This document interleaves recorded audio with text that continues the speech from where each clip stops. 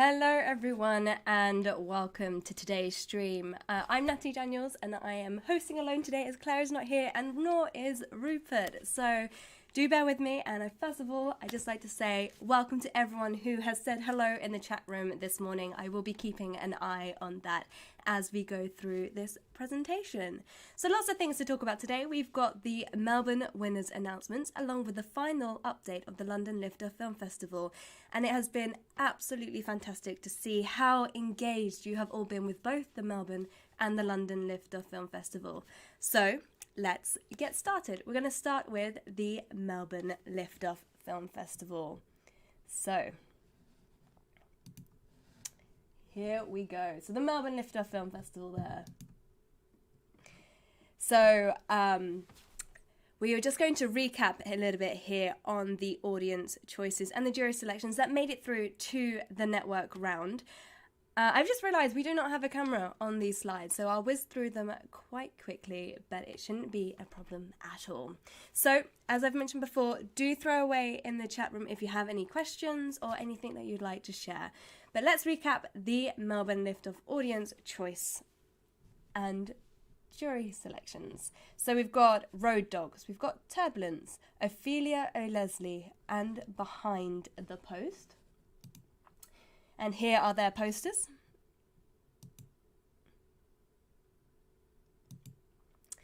Then for Pathfinders features, we've got Made in Venice, Genre Confusion, The Conscious of Clothing.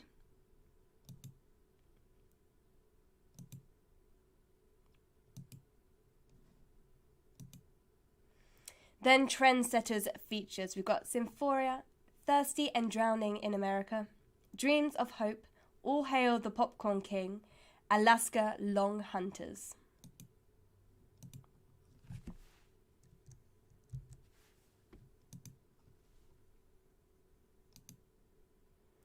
Then Trailblazers shorts. We've got Esports Ready, Death Calf, Gump King Cartier, and Resistance.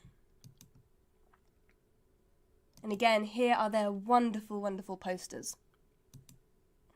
And the winners are... I'm just going to quickly see if there is a way for me to get the camera on here so we can see what's going on. It doesn't look like it has it. I'm sorry about that. And the winners are... So, a huge, huge congratulations to Ophelia O'Leslie, directed by Sharon Robinson from Australia. This film will be joining us at the Melbourne Lift-Off Film Festival in 2021. So Ophelia O'Leslie is a documentary short film set in the capital city of Nunkamforia, which takes place in the Kingdom of Tonga, a tropical country situated in the southwestern Pacific Ocean. This idyllic tropical country is often coined the Friendly Island due to the hospitality and charm of its residents. Here we spend a day with the life of Leslie, a bright and lovable young Tongan woman living with Down syndrome. So congratulations to Sharon. That will be screening at Melbourne next year. Then we also have Gump King Cartier, directed by Ben McFadden in Australia. So this film will also be screening in Melbourne 2021. So untold stories of the Garinda and the Wave Hill Walk Off, this film produced by the Garindan Aboriginal Corporation, Freedom Day Festival and Those Wild Eyes, released on August 23rd. This 17-minute documentary film looks at a proud and sometimes difficult past and also celebrates a bright and better future. So really, really well done, Ben.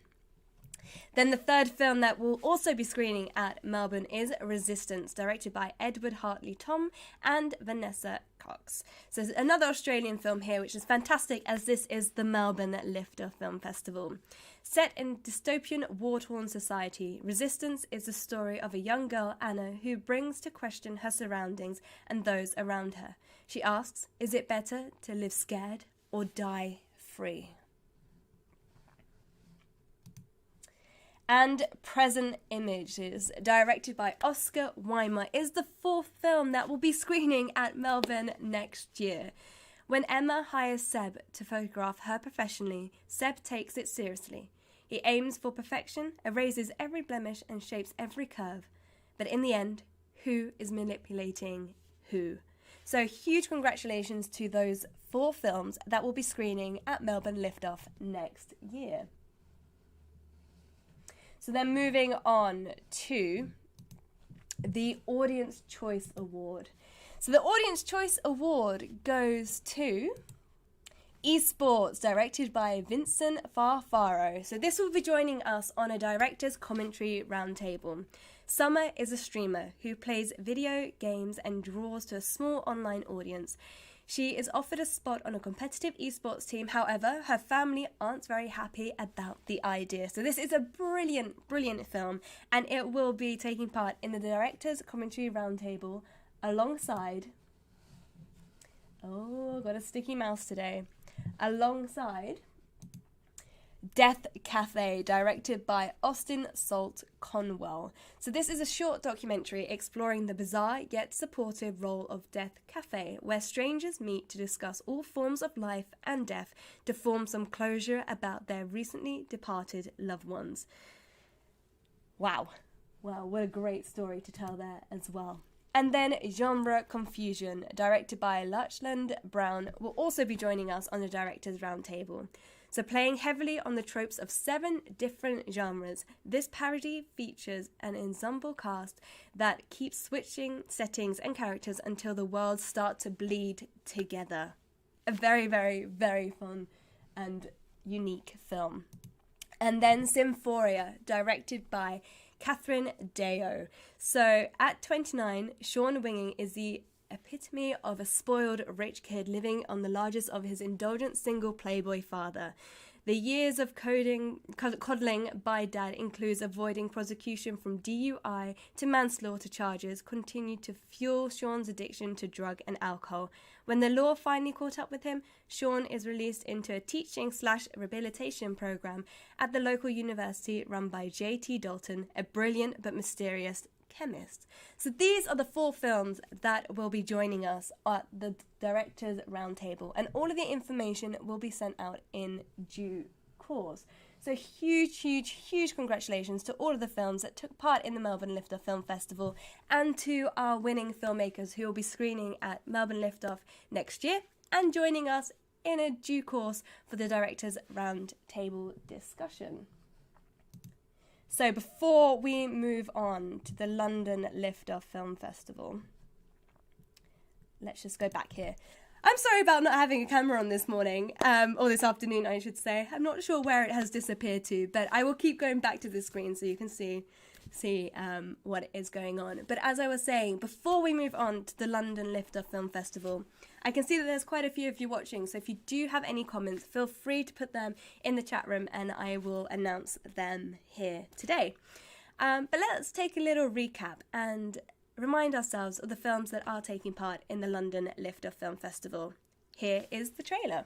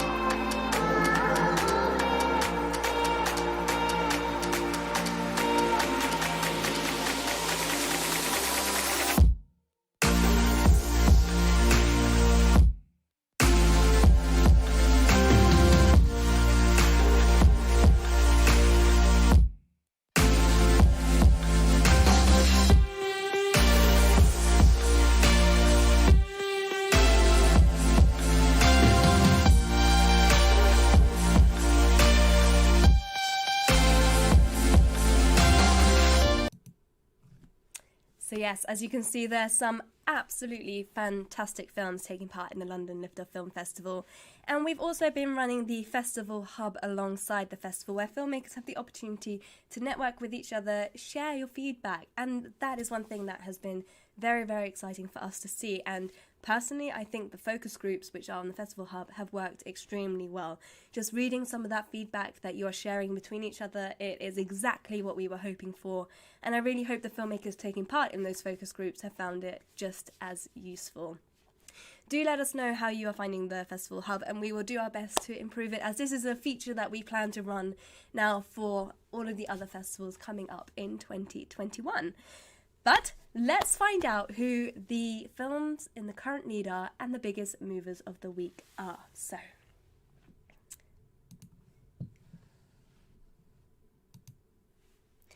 Okay, so we've got the New Voices shorts here. So currently we've got 149 viewers from 21 countries with 1,127 playthroughs. So currently in the lead we've got Little Boxes on 46 votes, Telltale Signs on 29 votes, and The Path on 20 votes. So all of this data is from 11 a.m. GMT, 28th of December today. So, Little Boxes here, directed by Olivia Holreiser. Bobby learns the importance of having a younger sister who cares for him. So this is a drama, family-friendly, coming-of-age 5-minute film from the UK. We've got The Telltale Signs by Geneva Ellsworthy, also from the UK.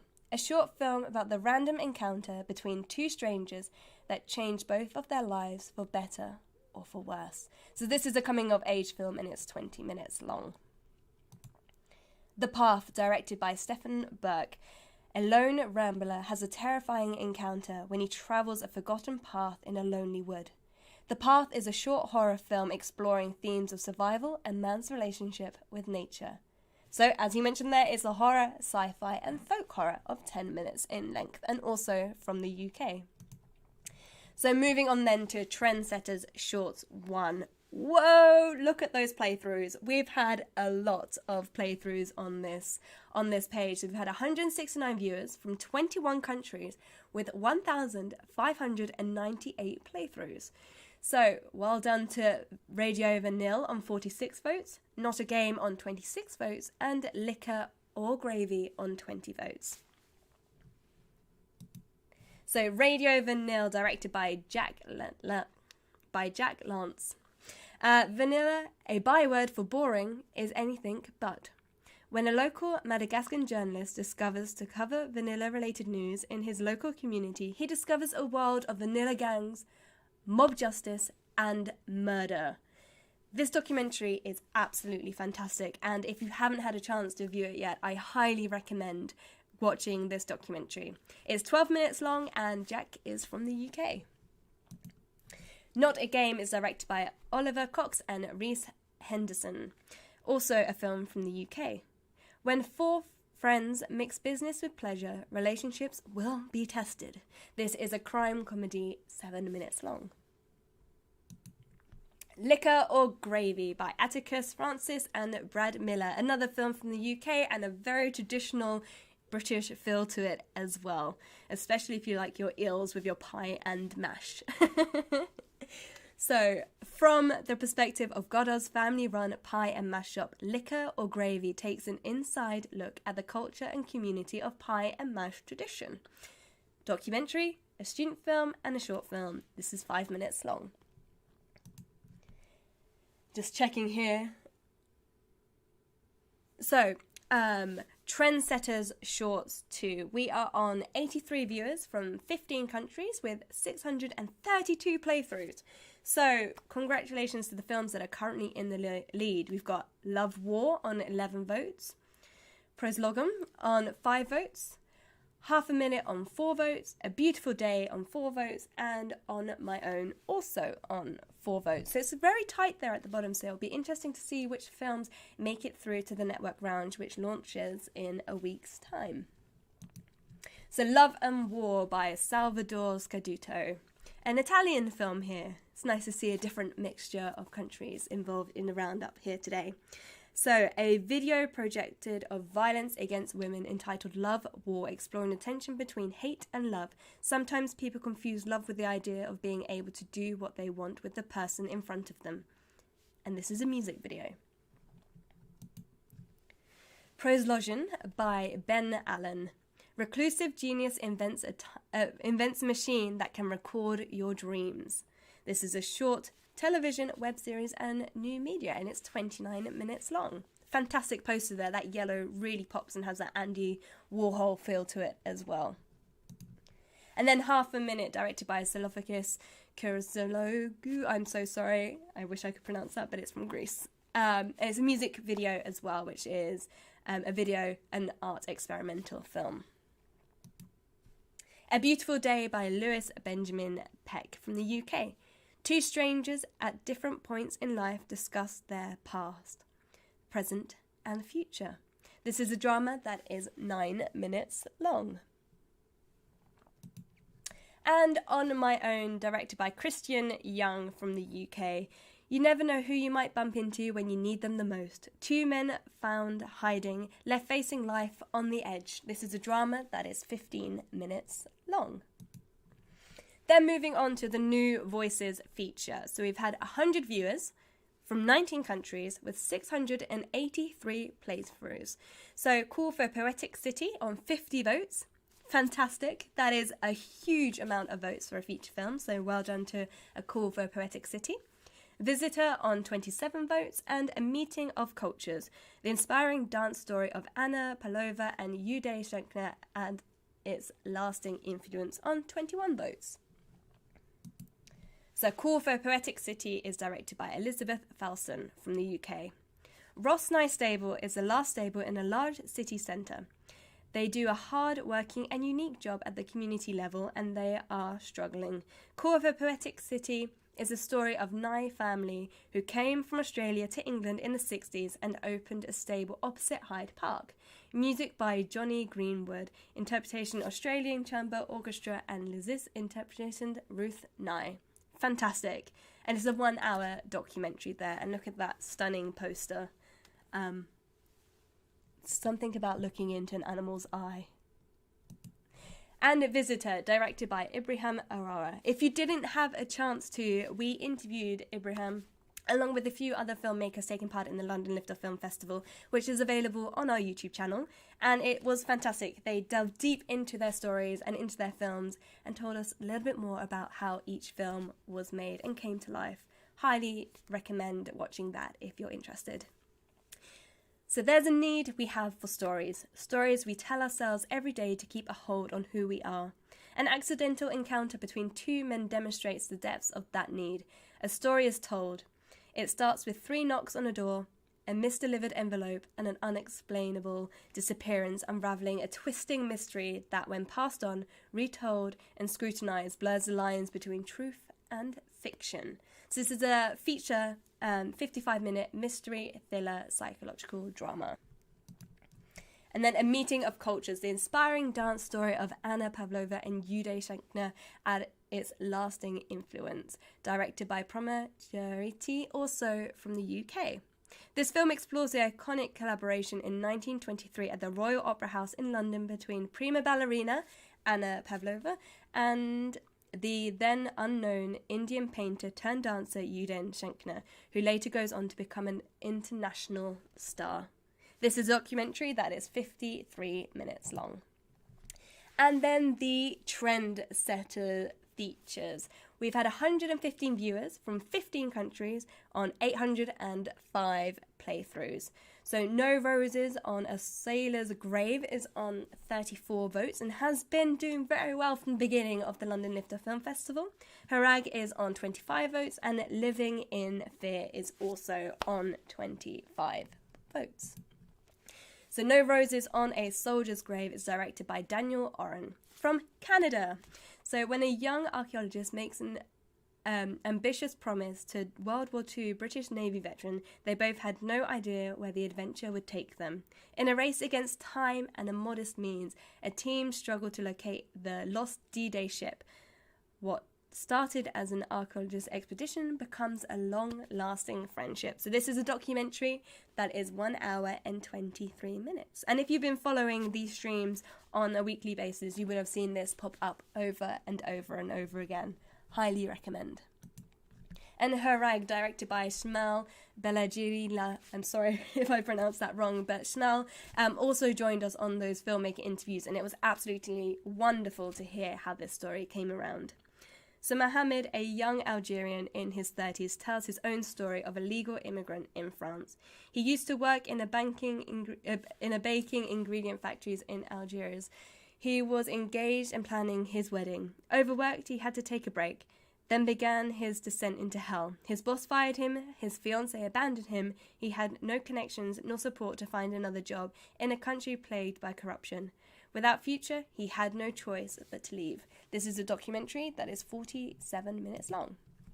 And then Living in Fear by Stephanie Terrell is also a documentary, and she also took part in one of the focus groups earlier in the festival hub, and it was fantastic to hear a little bit more about this story as well. So this was filmed and edited entirely in isolation.